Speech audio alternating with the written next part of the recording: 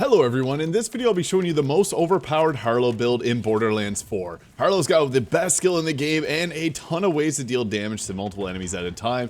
I'll be breaking down the best skills to go with all the way up through level 50, what gear, items, weapons to use, and everything related to this build. Harlowe really survives off of being able to apply damage to multiple enemies at a time. She's got those radiation waves that can go around just destroying everybody in its path. She's a very powerful character. Now for a brief overview of her build, I would recommend going into the creative bursts here, as this has got the most damage options here. The other skill trees do provide some extra support, like the flux generator here into the cosmic brilliance, but I think the best strategy is to go all the way through down here, because we can actually get a massive boost to our overall damage, which I'll break down here. Now, for the inventory, there's a few. Obviously, the critical hit knife is really good. Anything with Jacob's licensed properties will be really useful. I also personally like Katagawa's Revenge. You can find this sniper rifle. It can deal damage multiple times, which boosts up her overall DPS. That 1000 DPS is a big lie because it does so much more with those little beads that fall off the weapon. Really, there's a few different class mods which we'll cover, and any type of item related to boosting up your shots are going to be effective here, so like the triple bypass. Now, from level 0 through 5, the best choice, and if we're going from late game, we want to have the field ready prototype here, which will give you increased action skill damage. However, if you're at the start of the game, I actually thought that PPE, the personal protective equipment here, will be more powerful because this gives you increased maximum shield capacity and the recharge rate. So if you're at the early game and you're finding you're struggling with survivability, PPE is great, but in for the late game build, we're going to go with the field ready prototype. Also, the cyclotron here is nice. Increasing your fire rate is always beneficial for anybody, but we want to go with this here. Now, for levels 5 through 10, the elementary is a huge boost to our overall damage, so you get increased elemental damage, which means we want to use elemental guns as much as possible, and status effect damage. So this boosts both of them up, which is really nice. So you can go here for a plus 20 to that. Now you can get increased reload speed, which is also nice, but if you want to do a build around reloading and shooting a gun quickly, go with Rafa. He's much better for that. We get our first augment here though, and this one's actually the best in the game. So the neutron capture, all of damage that Harlowe's unstable energy pocket deals to enemies is stored. Whenever it explodes, a portion of the stored damage is transferred to Harlowe's gun, causing her to deal bonus radiation damage. So you can apply the radiation condition on multiple enemies really quickly with this, and the skill damage transfers 4% of the action skill damage dealt. So if we can get a lot of enemies hit with our action skill, which is already further boosted up in damage, we're going to be able to apply extra damage onto our gun, which becomes absolutely crazy with certain guns that you saw there. So that is actually what I believe to be the best augment, and we get it pretty early on. Now for our next points here, increased radiation damage. Radiation damage is actually really good in Borderlands 4, so we want to max it out, getting that plus 21%. And also, status effect duration can be nice. However, it's kind of a trap. Usually the 3 out of 3, the ones you can upgrade 3 times are quite nice, but the duration doesn't matter much because we're going to be constantly keep applying things. Now you can grab the elephant's foot here if you don't have this. Whenever your shield breaks, you deal radiation damage to all entangled enemies, and you can go with a shield that breaks often. I just have this from my class mod, so that is nice.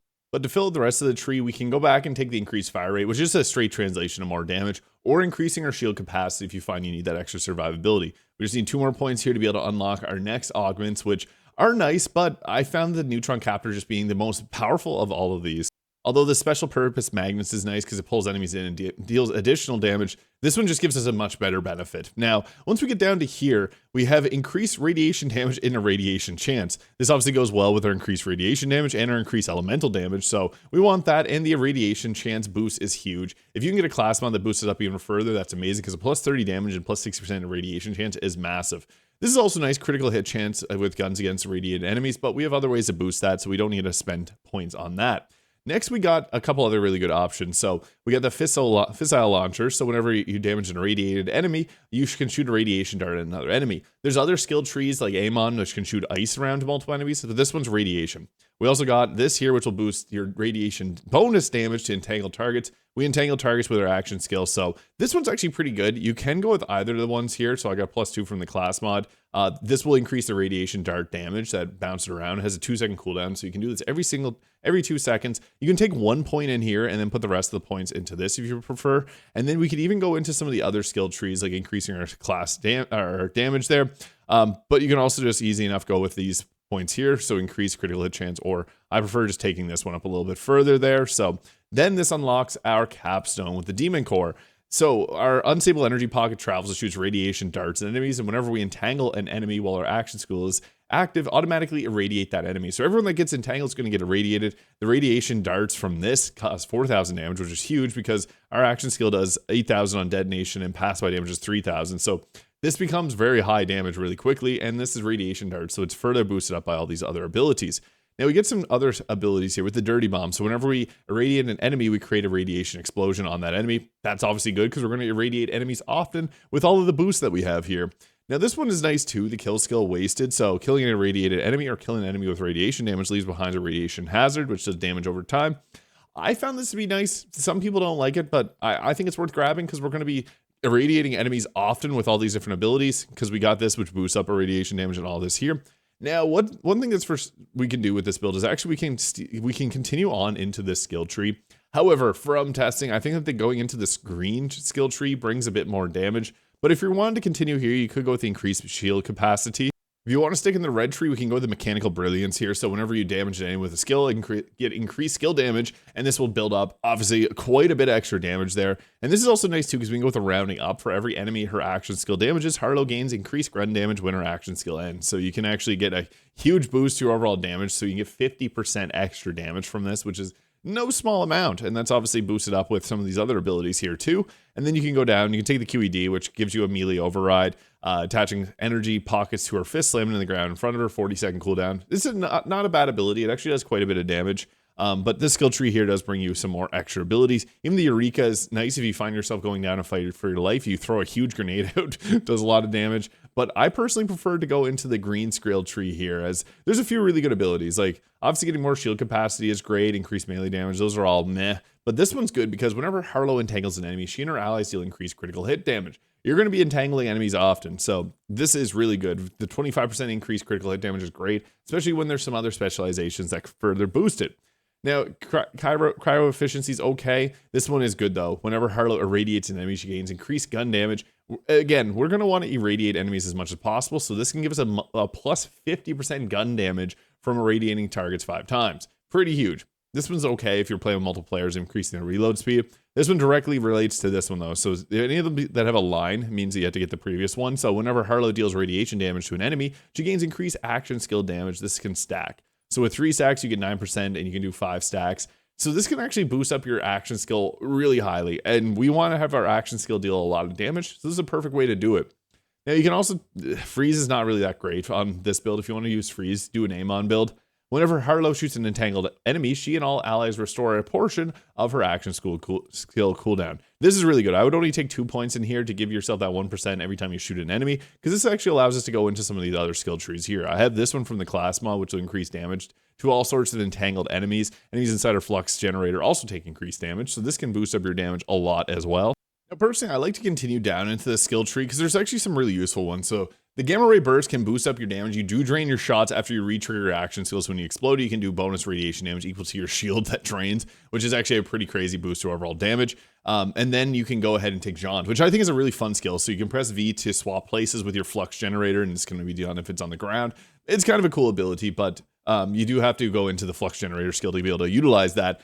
So we can go into this skill tree here, which will give you the ability to ricochet enemies that are entangled, or this one here will give you increased critical hit damage. And if you entangle an enemy, it's going to have automatic critical hit. So this can be pretty useful too, because then we can go down and take the lifesteal against entangled targets, or we can alternatively go back into this skill tree here and take like the mechanical brilliance, which will give you increased damage an enemy with a skill. We get increased skill damage, so you can hit multiple enemies with your chroma accelerator here and then burst it and do huge extra damage.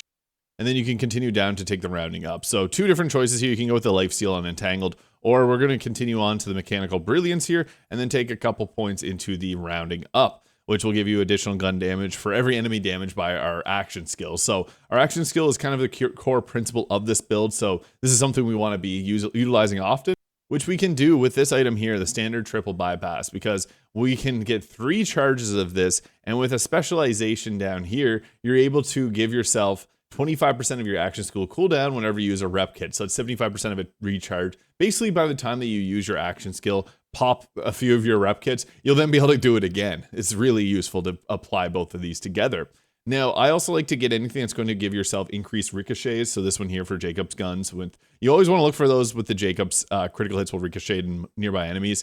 So Jacob's branded guns, or ones that have the Jacob's license accessory, like this one here, which can ricochet, and it's an assault rifle. And this will also give critical hits to refill ammo. This is a very good gun. It's radiation damage, so it's high damage.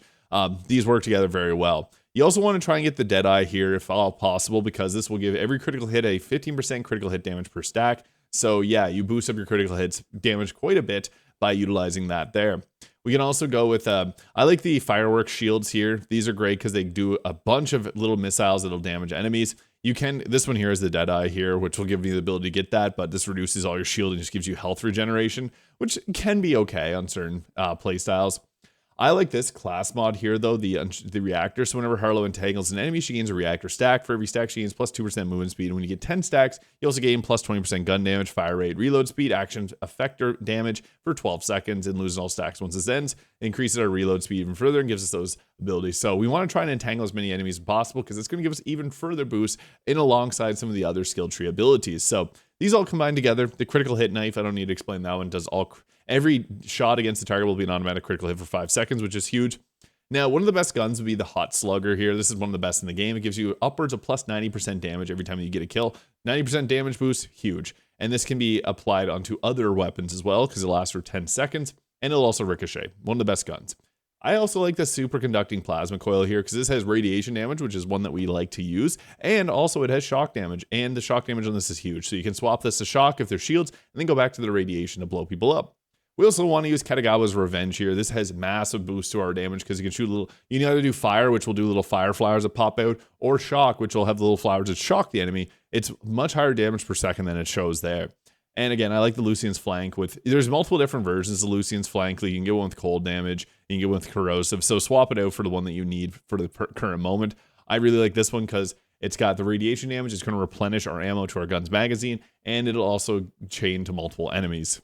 So the Katagawa's Revenge does this here. So if you're able to hit a target, you see those little things that pop out, they'll damage the target over time as well. So you can actually get a lot of these going, and they can also stun the enemy there.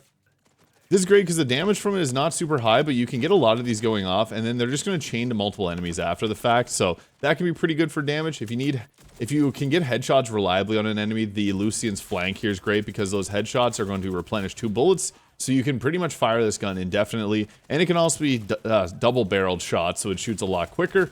You can see those rockets flying out of my character from the shield there. The Hot Slugger is going to be a one-shot gun, so yeah, you can see there, it just does massive amounts of damage, and if you get a headshot, it's going to chain around to multiple enemies, so it can be extremely powerful. This is, I would say, the strongest weapon in the game, just because of the massive damage. It works better in Rafa, because he can get a skill tree that gives him like 95% boost to the damage. Every time you get a kill, though, it's going to boost up overall damage of this. And you can see there, the chain headshots are really crazy, because then they can just go around blasting to everybody in the area. It's extremely powerful. And the superconducting plasma coil here, I love this. It does shoot a little bit slower, like the projectiles are slow, but they hit hard. So if you can get in close to a boss, this is a really good weapon for that. I really like the Katagawa Revenge here, especially if you got an enemy that's trying to block. You can see there, he's getting blocked, but we're still able to hit him with those lightning balls behind him there. So really effective in that regard. But yeah, you can swap around to multiple different guns to get a different effect off of each of them. I would recommend using the Hot Slugger for most of it, though. And then obviously we want to use our skill tree, our skill action skill, as much as possible. Yeah, the class really benefits from using your action skill as much as possible, because you get a huge boost to your gun damage, and if you re-trigger it there, you can get a massive other boost. And you see there, it does a huge area of effect attack. And then what we can do is, if we want to get it back, we can just hit our rep kit a few times, and every time that we do it, you're going to see the seconds go down on the action skill there, and then we have it back with just 2 of those. And also our gun has extra damage after we use our action skill.